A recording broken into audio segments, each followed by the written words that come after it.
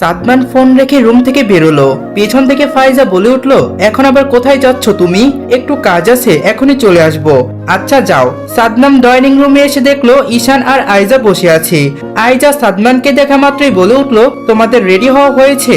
আমার হয়েছে, তোমার আপুর হয়নি। পাশ থেকে ঈশান বলল, ওই এক গোয়ালের গরু না, দেখো আজ রাত না হলে হয়। আইজা চোখ পাকিয়ে তাকালো।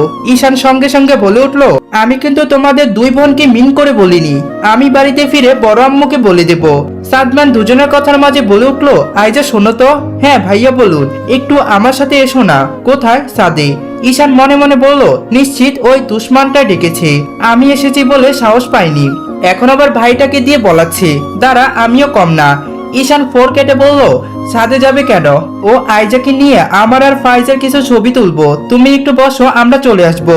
ভাইয়া আমার কোনো সমস্যা নেই, আমিও যাব। না তুমি থাকো, ছাদে রোদ আছে, শুধু শুধু আমাদের জন্য কষ্ট করতে যাবে কেন? ঈশান বেবুক হয়ে বলল, কিন্তু এখন তো বিকেল, তাও হালকা রোদ আছে, তোমার কষ্ট হবে। ঈশান হেসে বলল, না কষ্ট কি, এইখানে একা একা বসে বোর হওয়ার থেকে আপনাদের সাথে রোদে দাঁড়িয়ে থাকাই ভালো। সাদমান জানোই কোনো মতে ঈশানের কথার সাথে পেরে উঠছে না। ঈশানু নাছার বান্দা আজ আইজাকে কোনো মূল্যে একা ছাড়বে না। আইজা সাদমানকে বলল, তাহলে চলুন ভাইয়া। সাদমান কি করে যাবে যদি ঈশানের সাথে যায়? উপরে আদনান বসে আইজার জন্য অপেক্ষা করছে, আর এইদিকে ঈশান বলছে সাথে যাবে। সাদমান এখন এই প্রসঙ্গ পাল্টাতেই পারবে না, যেহেতু ঈশান যাওয়ার জন্য উঠে দাঁড়িয়ে আছে। ঈশান সাদমানের থেকে উত্তর না পেয়ে এবার অন্তত শিওর হলো যে এটা আদনানের কাজ। মিনিট দুই পর ঈশান সাদমানকে তাড়া দিয়ে বলল, ভাইয়া চলুন। সাদমান বলে উঠলো, আসলে ভাবছিলাম ছবি তুলবো না, ছবি তুলতে গেলে এখন অনেক দেরি হয়ে যাবে। ঈশান মনে মনে বলল, এখন কথা ঘোরালেও কোনো কাজ হবে না, আমি আজ আপনাদের ছবি তুলেই বাড়ি যাব। ঈশান সাদমান ও আইজা এই দুজনের হাত ধরে সিঁড়ির দিকে যেতে যেতে বলল, চলো তো দেরি হবে না, আমি তুলে দিব ছবি, তাও স্পেশাল ছবি। সাদমান এখন জোর দিয়েও নাও করতে পারছে না, ঈশান খুব শক্তপোক্ত ভাবে ধরেছে তাকে। ঈশান যেতে যেতে আইজাকে বলে উঠলো, এই যা তো ফাইজাকে ডেকে নিয়ে আয়। আইজা বলল, ঠিক আছে। সাদমান বুঝতে পারছে না কি করবে এখন, ফোনটা নিয়েও আসেনি যে আদনানকে মেসেজ দিয়ে জানাবে। ঈশান আর সাদমান ছাদে আসলো। আদনান পেছন ঘুরে দাঁড়িয়েছিল। ঈশান আদনানকে দেখে আশ্চর্য হলো না, মনে মনে যা ভাবছে তাই হয়েছে। আইজা এসেছে ভেবে আদনান পেছনে কাউকে না দেখে বলে উঠলো, তুমি এসেছ? ঈশান যেন কিছু বুঝতেই না পারে, তাই সাদমান হেসে বলে উঠলো, আদনান তুই এখানে দেখ, ঈশান এসেছে। আদনান চট করে পেছনে ঘুরল। এই ঈশানকে মোটেও সে দেখতে পারে না, সে প্রথম দিন থেকে বাধা দিয়ে যাচ্ছে। আদনান হাসার চেষ্টা করে ঈশানকে বলে উঠলো, ভালো আছেন ভাইয়া? ঈশান মুখে একটা বাঁকা হাসি ঝুলিয়ে আদনানের দিকে এগিয়ে গেল। এরপরই আদনানকে জড়িয়ে ধরে কানে কানে বলে উঠলো, ইস, চোরের উপর বাটপাড়ি হয়ে গেল তাই না? আদনান ঈশানের বলা কথাগুলো বুঝতে পারেনি, এমন নয়, বেশ বুঝতে পেরেছে। ঈশান একটু না বোঝার ভান করে বলল, চোরের উপর বাটপাড়ি মানে? ঈশান মুখে হাসি প্রশান্ত রেখে বলে উঠলো, আরে বেয়াই যে, তামাশা বোঝেন না? আদনান হেসে বলল, বুঝতে পারছি। আদনান ঈশানের সাথে টুকটাক কিছু কথা বলার পরই সাদমানকে বলে উঠলো, ভাইয়া তাহলে আমি নিচে যাই, তোমরা থাকো। সাদমান বলল, আচ্ছা যা। আর শোন, আইজা আর তোর ভাবিকে উপরে পাঠিয়ে দিস। ঈশান মনে মনে বলল, এতক্ষণে আবার ঝামেলা বাঁধলো। এই পাঠিয়ে দিতে গিয়ে যদি আইজার সাথে কথা বলে তখন? না না, আমাকেও কিছু করতে হবে। এতক্ষণ পর্যন্ত যখন আটকে রাখতে পেরেছি, এখনো আটকাতেই পারবো। ঈশান সাথে সাথে বলে উঠলো, আমি গিয়ে ডেকে আনছি। পাশ থেকে সাদমান বলে উঠলো, আরে ঈশান, তুমি এবারে মেহমান, তুমি কেন ডাকতে যাবে? আদনানই যাক। বলতে বলতে আইজার ফাইজা সাথে চলে এলো। আদনান সাদমানের উপরে রাগি চোখে তাকিয়ে হন হন করে চলে গেল। রাতে সাদ, রাজ ও নিলয় সাদে আড্ডা দিচ্ছিল। আজ ঈশিতা আসেনি, এমনকি আইজাও আসেনি। সাদ ফোন বের করে আইজাকে কল দিলেই কিন্তু নাম্বার বন্ধ। সাদ রাজকে বলে উঠলো, এই রাজ, ঈশিতার ফোনে কি হয়েছে রে? ওর ফোন তো কখনো বন্ধ বলে না, আজ সারাদিন ধরে ওর বন্ধ। রাজ বলল, হয়তো ফোন কাছে নেই। এরপরে সাদ রাজকে বলল ঈশিতা আর আইজাকে ডেকে আনতে। রাজ সাদ থেকে নিচে এলো ওদের ডাকতে। ঈশিতাকে ডাকতে ঈশিতা বলছে পরে আসবি। রাজ ঈশিতার রুম থেকে বেরিয়ে হাঁটা দিল আইজার রুমের দিকে। আইজাকে বলতে বললেও সে একটু পরে যাবে। রাজ আইজার রুম থেকে বেরিয়ে গিয়ে আবার রুমে ঢুকে আইজাকে বলল, এই আইজা, তোর মোবাইল কই রে? আইজা সাথে সাথে বলে উঠলো, ফেলে দিয়েছি। রাজ কপাল কুচকালো, ফেলে দিয়েছিস মানে? আইজা মনে মনে বলল, ফেলেই তো দিয়েছি, তা নয় তো কি? এত দামি ফোনটা হারিয়ে ফেলার পরেও মুখ দিয়ে টু শব্দ করতে পারিস না। এই মনে মনে আড়িয়ে রাজকে বলে উঠলো, এই ছাদ থেকে পড়ে গিয়েছিল। এরপর সকালে গিয়ে দেখি ফোন নেই। তুই আগে বলবি না এই কথা? কত রাতি আর হয়েছে, আমি এনে দিতাম। বলতে গিয়েছিলাম, কিন্তু তোদের সাথে আড্ডা দিতে দিতে ফোনের কথা মাথা থেকে বেরিয়ে গিয়েছিল। আজকে বাবাকে বাড়িতে পাইনি, কালকে আসবে, কালকে বলবো ফোনের কথা। ও বলিস, রাত চলে গেল, তবে সাথে সাথে আবারও ফিরে এলো আইজার রুমে। আইজা তখন সোফায় বসে নেল পালিশ দিচ্ছিল। রাজকে আবারও ফিরে আসতে দেখে আইজা বলল, কিছু বলবে? রাজ আইজার থেকে একটু দূরত্ব নিয়ে বসে বলল, বলো। রাজ গম্ভীর কণ্ঠে বলে উঠল, তুই কি কাউকে ভালোবাসিস? আইজা মাথা তুলে তাকিয়ে বলল, না। সত্যি করে বল। সত্যি বলছি, আমি কাউকে ভালোবাসি না। তুই যখন কাউকে ভালোবাসিস না, তাহলে তোকে কে ভালোবাসে সেটা অবশ্যই জানিস। আমাকে আবার কে ভালোবাসবে? বাসবে কেউ একজন ভালোবাসবে। তুই বুঝে উঠতে পারিস না। আইজা মনে মনে বলল, রাজ ভাইয়া শান ভাইয়ের কথা বোঝে নাকি? রাজ বলল, ভেবে দেখ, কেউ একজন তোকে ভালোবাসে, কিন্তু তুই বুঝতে পারিস না। আইজা রাজের থেকে কথা বের করতে বলে উঠল, আমার তো তেমন কাউকে চোখে পড়ে না, তুমি বলো কে ভালোবাসে? তোর কাকে দেখে মনে হয় তুই আগে সেটা বল, তারপর আমি বলছি। আমার তো একজনকে দেখে মনে হয় এমনটা। রাজ খুশি হয়ে বলল, কে বল বল। আইজা ঈশানের নাম নিতে নিয়েও নিল না, কথা ঘুরিয়ে বলল, আদনান। এই আদনানটা কে আবার? কেন চিনিস না? আপুর দেবর আদনান। রাজ মনে মনে বলল, এই ছাগলটার কথা এখন শাহাদাতকেও জানাতে হবে, না হলে শাহাদাত ভাইয়ের আগে এই ছাগলটা আইজাই নিয়ে যাবে। রাজ বলল, ও ফাইজা আপুর দেবর, চিনেছি। তাহলে তুই আসিস একটু পর, আমি ওদের কাছে গেলাম। ঠিক আছে যাও, আমি নীল পালিশ নিয়ে আসছি। রাজ এই দিক ওই দিক খেয়াল না করে এক দৌড়ে ছাদে চলে গেল। ছাদে এখন শুধু সাদ একাই বসে আছে। রাজ সাদের সামনে এসে হাঁপাতে হাঁপাতে বলল, ভাই, ওই ছাগলটা তোর আইজাকে পটাতে চাইছে। সাদ রাজের কথাই বুঝতে না পেরে ধুরমুখ সুরে বলল, এই শালা কি বলছিস, ভালো করে বল। কিসের ছাগল আর কিসের আইজা? রাজ বসে বলল, ভাই, ফাইজার দেবর আদনানকে চিনিস না? ও তোর আইজাকে ভালোবাসি। কি? আমি মাত্র শুনে এলাম। আইজা বলল, আইজা আর কিছু বলেছে? শোন, শুরু থেকে বলি। আইজাকে বললাম যে তুই কাউকে ভালোবাসিস। আইজা বলল, না, কাউকে ভালোবাসি না। এরপরে আইজাকে বললাম যে তোকে একজন ভালোবাসি, সে তোর আশেপাশেই থাকে, তুই চিনিস সে কে? আইজা তখন আদনানের কথাই বলল। এই শুনে শাহাদাত কিছুক্ষণ এই বিষয় ভেবে রাজকে বলল, আমাকে কিছু করতে হবে। আইজাকে বলতে হবে যে আমি ওকে ভালোবাসি। রাজ বলল, ভাইয়া, তাহলে আজই ওকে বলে দাও। শাহাদাত বেবুক হয়ে বলল, না, এত তাড়াহুড়ো করলেও হবে না। তাহলে কি করবে? কালকে বাড়িতে ফিরতে হবে আমাকে। বাড়িতে ফিরে কি করবে? বাড়িতে ফিরে আম্মুকে সব বলবো, এরপরই বিয়ের প্রস্তাব নিয়ে আসবে এই বাড়িতে। রাজ খুশি হয়ে বলল, তাহলে তো ভালোই হয়। আমি কালকে সকালে বাড়িতে চলে যাব, দরকার হলে তারপরের দিন আম্মুকে নিয়ে আসবো। তুই আসিস তো আমার সাথে? আমি সবসময় তোমার সাথে আসি। মাহমুদা চৌধুরী মাত্রই রুমে এলেন। এতক্ষণ নিচে ডাইনিং রুমে মেয়ের জামাই ও বাড়ির সবার সাথে বসে কথা বলছিলেন। রাত হওয়ায় সবাইকে যে যার রুমে পাঠিয়ে দিয়ে তিনিও চলে এসেছেন। নওশাদ চৌধুরী গিয়েছেন ঢাকার বাহিরে, আজ বাড়িতে ফেরেননি, কালকে ফিরবে। মাহমুদা চৌধুরী লাইট নিভিয়ে বিছানায় এলেন। এমন সময় বাহির থেকে ঈশান ডেকে উঠল, ছোট আম্মু, ঘুমিয়ে পড়েছো কি? মাহমুদা চৌধুরী হাই তুলে বললেন, না, ঘুমাইনি। বাহির থেকে ঈশান বলে উঠল, একটু খোলো না, কথা বলবো। মাহমুদা চৌধুরী বিছানা থেকে নেমে রুমের লাইটটা জ্বালিয়ে দরজা খুলে দিলেন এবং বললেন, আয় ভিতরে আয়। ঈশান বলল, না ছোট আম্মু, ভিতরে যাব না। এই বলে ঈশান একটা ফোন মাহমুদা চৌধুরীর দিকে এগিয়ে দিয়ে বলল, ছোট আম্মু, দেখো তো এটা আইজার ফোন কিনা। মাহমুদা চৌধুরী ফোনটা হাতে নিলেন। তিনি দেখলেন এই ফোনটার ওয়ালপেপারে আইজার ছবি, এবং ফোনটা উল্টিয়ে পাল্টিয়ে দেখে বললেন, হ্যাঁ, এটা আইজার ফোন, কিন্তু তুই কোথায় পেলি? ঈশান স্বাভাবিক ভঙ্গিতেই বলে উঠল, ছোট আম্মু, এই ফোনটা আমি ছাদে পেয়েছি, মনে হয় ও ফেলে এসেছিল। এই হয়েছে এক জ্বালা, মেয়েটা কখন কি করে আল্লাহ জানে। ঈশান বলল, তোমার মেয়েকে একটু বুঝিও, এত মন ভোলা হলে হবে? আমি এখন ছাদে গিয়েছিলাম বলে পেয়েছি, যদি নিচে টিচে পড়ে যেত তখন তো ভেঙে যেত। আর সকালে উঠে খুঁজতে যাওয়ার আগে দেখতো ঝাড়ুদাররা এসে ডাস্টবিনে ফেলে দিয়েছে। তাই হতো, তুই ছাদে গিয়েছিলিস বলেই তো ফোনটা বেঁচে গেল। আর আইজাকে কিছু বলতে হবে, তাহলে দ্বিতীয়বারই এমন ভুল করবে না। কিছু বলে দিও। মাহমুদা চৌধুরী বললেন, এখন মনে হয় ও ঘুমিয়ে গিয়েছে, সকালে ফোনটা ওকে দিয়ে দিব। ঈশান বলল, ছোট আম্মু, এখনো মনে হয় ও ঘুমায়নি, এখনই দিয়ে এসো, না হলে দেখবে খুঁজতে বেরিয়েছে। তুই কথাটা একদম ঠিকই বলেছিস, আমি দিয়ে আসছি। মাহমুদা চৌধুরী ফোনটা নিয়ে চলে গেলেন। পেছন থেকে ঈশান বলে উঠলো, ছোট আম্মু, ওকে কিছু বলে এসো কিন্তু। হ্যাঁ, বলে আসবো। মাহমুদা চৌধুরী আইজার রুমের সামনে এসে আইজাকে কয়েকটা ডাক দিলেন। আইজা, এই আইজা, ঘুমিয়ে পড়েছিস? আইজা, এই আইজা, উঠতো। আইজা বিছানা থেকে নেমে দরজা খুলে দিল। মাহমুদা চৌধুরী আইজাকে বলল, তোর ফোন কোথায়? আইজা আমতা আমতা করতে শুরু করলো। এখন যদি সে ফোনের কথা বলে, নিশ্চয়ই তার মা তাকে অনেক বকবে। এরই মধ্যে তার বাবাও বাড়িতে নেই যে সেই বকা থেকে বাঁচিয়ে দেবে। মাহমুদা চৌধুরী আইজা থেকে উত্তর না পেয়ে গম্ভীর হয়ে বললেন, কিরে, ফোন কোথায় তোর? আইজা হাত কসলাতে কসলাতেই বলে উঠলো, আসলে মা ফোনটা না হারিয়ে গিয়েছিল। মাহমুদা চৌধুরী তখন তার হাতে থাকা ফোনটা এগিয়ে দিয়ে বললেন, দেখতো এটা নাকি। আইজা ফোনটা হাতে নিয়ে দেখলো, ফোনটা দেখেই মনে হচ্ছে নতুন। এই ফোনটা আর তার আগের ফোনটা একই মডেলের, বললেই চলে এটা আইজার ফোন। আইজা ওয়ালপেপার দেখে একটু চমকালো। তার আগের ফোনে অন্য ছবি ওয়ালপেপার দেওয়া ছিল, আর এই ফোনে অন্য একটা ওয়ালপেপার। আইজা মাহমুদা চৌধুরীকে বলল, মা এটা তুমি কোথায় পেলে? আমি পাইনি, তোর শান ভাইয়া পেয়েছে। তুই নাকি ছাদে পেলে এসেছিস, ও আবার ছাদে গিয়েছিল, সেইখানে তোর ফোনটা পেয়েছিল আর সে নিয়ে এসে আমাকে দিল।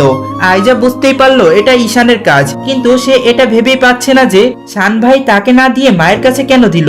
আইজা বলল, মা আমি ছাদে গিয়েছিলাম, রেখে এসেছিলাম, কিন্তু মনে করতে পারছিলাম না। মাহমুদা চৌধুরী বললেন, এবারের মতো কিছু বললাম না, তবে এরপরে যদি এইসব জিনিস ঠিক মতো রাখতেই না পারিস, যদি শুনেছি হারিয়ে গিয়েছে, তাহলে কিন্তু কপালের শাস্তি জুটবে। আইজা মাথা ডান বাপ নাড়িয়ে বলল, না মা, আমি নিজের জিনিস নিজের কাছেই রাখবো। এখন ঘুমিয়ে পড়। ঠিক আছে। মাহমুদা চৌধুরী চলে গেলেন। আইজা রুম থেকে বেরিয়ে এইদিক ওইদিক তাকালো, দেখলো ঈশান আশেপাশে আছে নাকি, কিন্তু ঈশান কেন ঈশানের টিকিটটাও দেখতে পেল না। আইজা ফিরে এলো রুমে, ফোনটা উল্টিয়ে পাল্টিয়ে দেখতে লাগলো। এই ফোনটা তার আগের ফোনের মডেল। এমন সময় ঈশান আইজার রুমে ঢুকে দরজা লাগিয়ে দিল। আইজা এগিয়ে গিয়ে বলল, তুমি? ঈশান আইজার দিকে এগোতে এগোতে বলল, কেন, আশা করিসনি বুঝি? দেখলাম তো আমাকে খুঁজলি।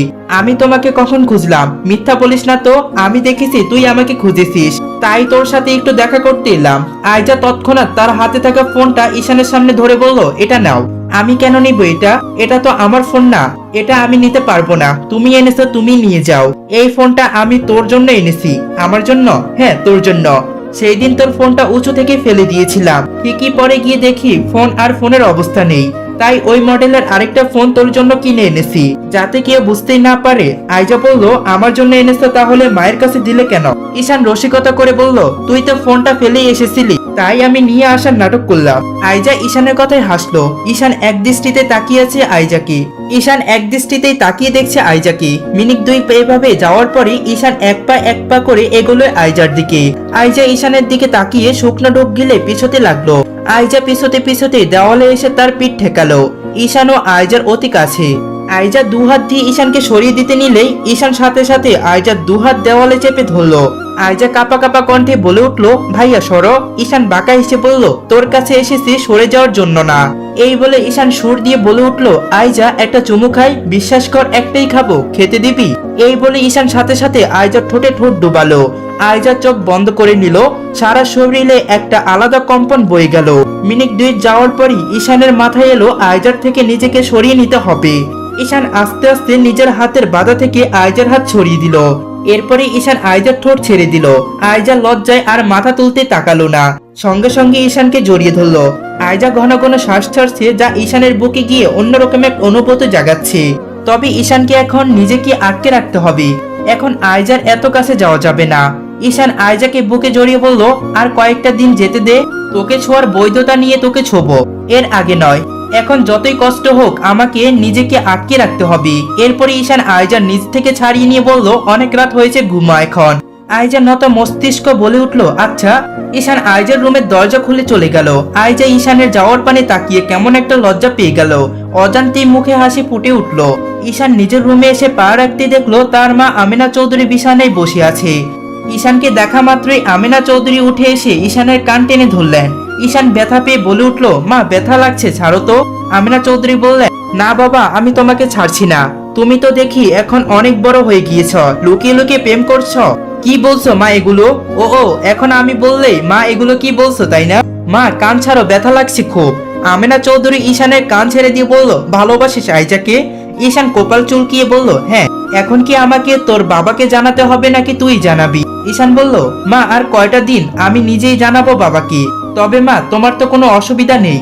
আমিনা চৌধুরী ছেলেকে পাশে বসিয়ে বললেন, আমার কোনো সমস্যা নেই, আর তোমার বাবারও কোনো সমস্যা নেই। তোমার বাবা এলে আমি আগে জানিয়ে রাখবো। আমার শরীরটা তো ভালোই যাচ্ছে না, কখন কি হয়। এর আগে যদি আইজাকে তোর বউ বানিয়ে যেতে পারতাম তাহলে খুশি হতাম। এই শুনে ঈশানের মুখে হাসি রইল না।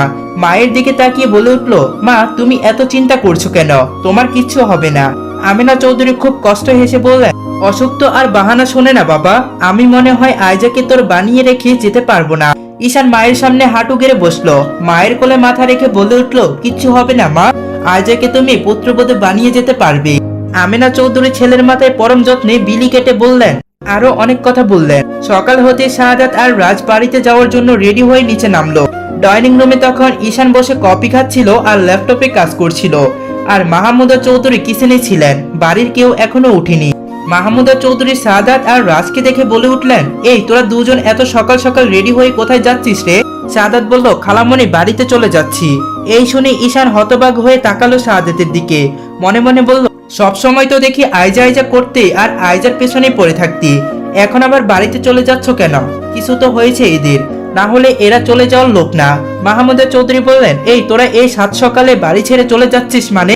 শাহাদাত বলল, খালামণি বাড়িতে চলে যাচ্ছি। বাড়িতে চলে যাচ্ছিস মানে? আর কয়টা দিন থেকে যা।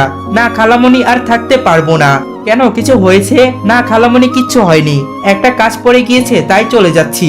পাশ থেকে রাজ বলে উঠল, খালামণি, খুব গুরুত্বপূর্ণ কাজ, এখনই বের হয়ে যেতে হবে আমাদের।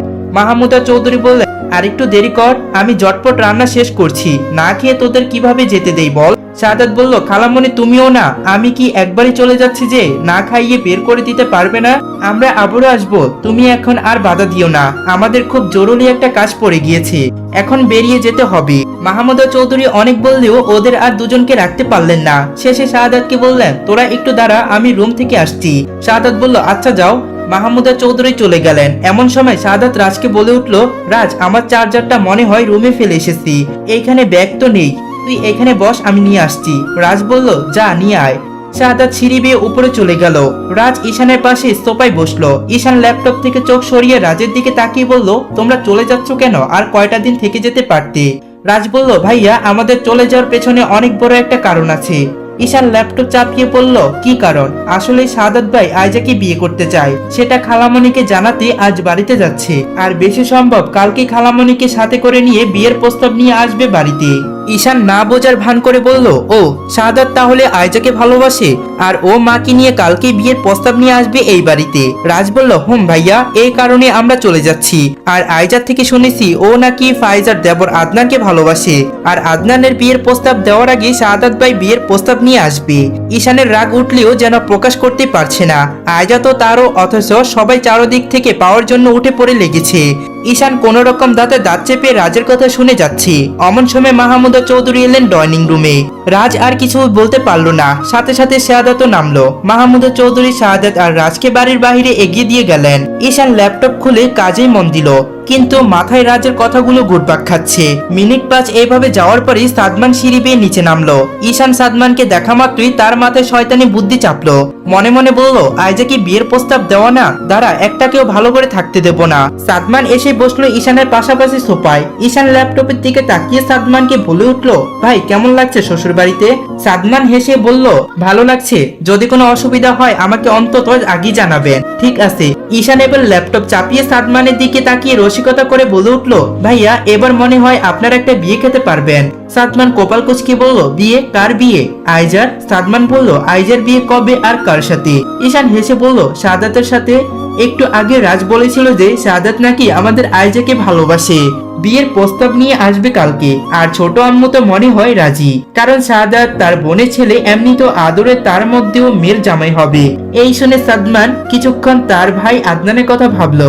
আদনান তো আইজাকে ভালোবাসে, আইজাকে বিয়ে করতেও চায়, কিন্তু এখন বাধা হয়ে দাঁড়ালো শাহাদাত। সাদমান কথাগুলো মনে মনে আওড়ালো, বিড়বিড় করে বলল, আমি এক্ষুনি আদনানকে সবটা জানাতে হবে। সাদমান উঠে দাঁড়ালো। ঈশান বলে উঠলো, ভাইয়া কোথায় যাচ্ছেন? সাদমান হালকা হেসে বলল, ওই দেখি গিয়ে ফাইজা কোথায় গেল, অনেকক্ষণ আগে বলেছিল যে নিচে আসবে, এখনো নিচে এলো না, আমি ওকে নিয়ে আসছি।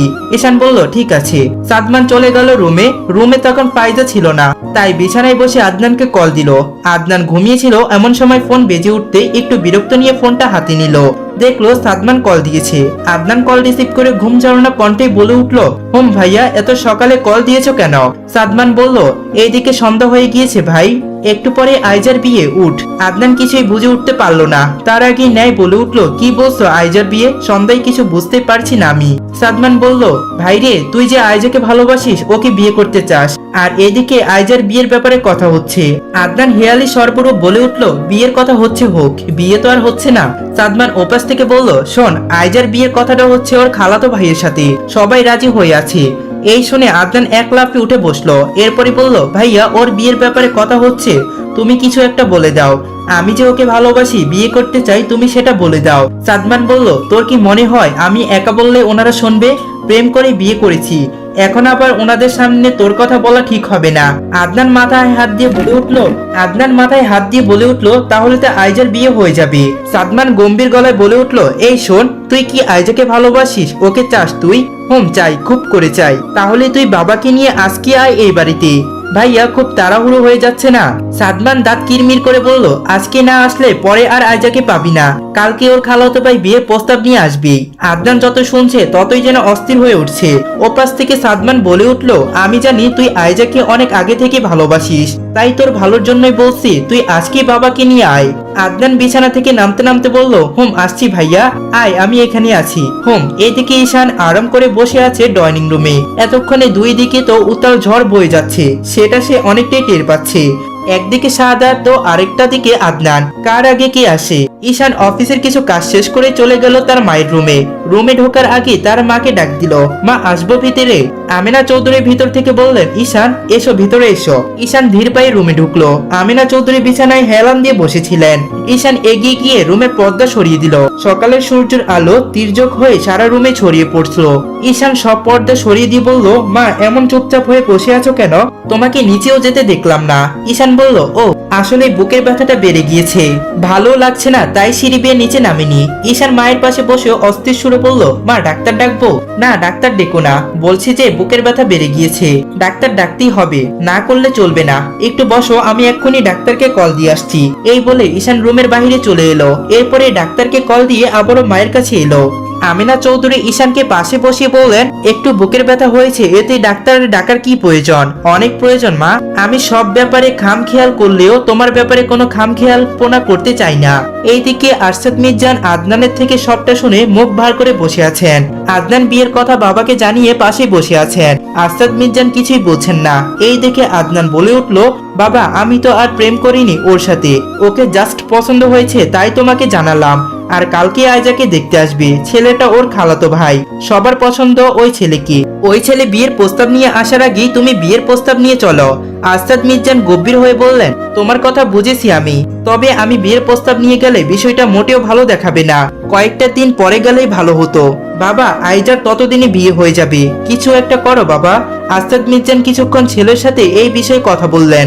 এরপরই বললেন, আজ বিয়ের প্রস্তাব নিয়ে যাওয়া ঠিক হবে না, আমি নওশাদ সাহেবকে আজকেই ফোন দিয়ে জানাবো সবটা, আশা করি কিছু একটা তিনি জানাবেনই। তবে বাবা একটু তাড়াতাড়ি ফোন দিও। দিব। রওশন চৌধুরী ও নওশান চৌধুরী বিকেলের দিকে বাড়ি ফিরে এলেন। এরই মাঝে আরশাদ মির্জান নওশাদ চৌধুরীকে কল দিয়েছেন, তবে নওশান চৌধুরী একটু কাজে ব্যস্ত থাকায় বললেন রাতে তিনি নিজেই কল দিবেন। আর আরশাদ মির্জানও সেই কলের অপেক্ষায় আছেন। এখন সন্ধ্যা। ঈশান অফিস শেষ করে বাড়িতে এলো। ডাইনিং রুমে এসে পা রাখতে দেখলো আইজা ও মাহমুদা চৌধুরী কিচেনে রান্না করছেন। ঈশান আইজাকে দেখে সোফায় বসলো। মাহমুদা চৌধুরী ঈশানকে দেখা মাত্রই আইজাকে বলল, আইজা মা দেখতো শান পানি খাবে নাকি কফি খাবে শুনে আয়, ছেলেটা সারাদিন অফিসে অনেক কাজ করে এসেছে। আইজা ঈশানের কাছে না শুনে ফ্রিজ থেকে ঠান্ডা পানি বের করে এক গ্লাস ঢেলে নিয়ে গেল ঈশানের জন্য।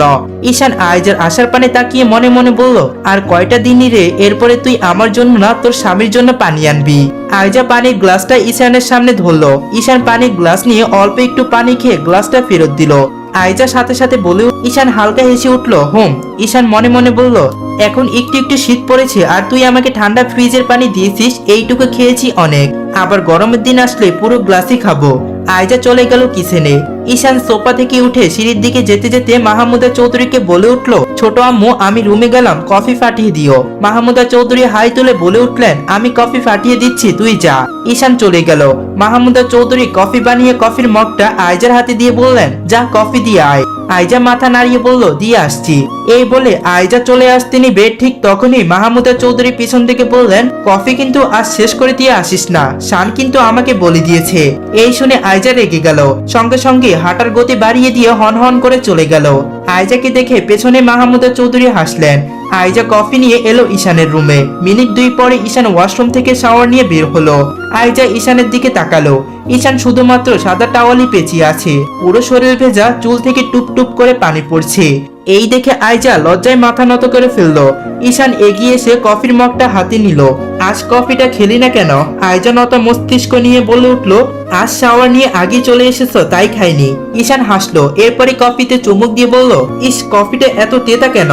আয়জা তালে তালে বলে উঠলো, কই তেতো? একটুই তো তেতো না, সব তো ঠিকই আছে। ঈশান এই শুনে বলল, এর মানে খেয়েছিস? আয়জা সাথে সাথে জিভের মাথায় কামড় দিয়ে বলল, না না খাইনি। তাহলে বুঝলি কি করে সেটা তেতো না? আয়জা হেসে বলল, আসলে এই কফিটা আর একটা কফি বানিয়ে আমি খেয়েছি তাই। ঈশান সঙ্গে সঙ্গে আয়জার ঠোঁটে নিজের আঙ্গুল ছুঁয়ে চুপ হইতে বলল। আয়জা কোনো কথা বলল না। ঈশান কফির মগটা রেখে আয়জার সামনে দাঁড়িয়ে বলল, মিথ্যা বলিস না। তুই যদি নিজের আধা খাওয়া কফি খেয়ে আমাকে অভ্যস্ত করতে চাস তবে তাই মেনে নেব। আয়জা লজ্জা পেয়ে মাথা নিচু করে রইল। ঈশান আয়জার দিকে ঝুঁকে বলল, কাজী অফিসে যাবি?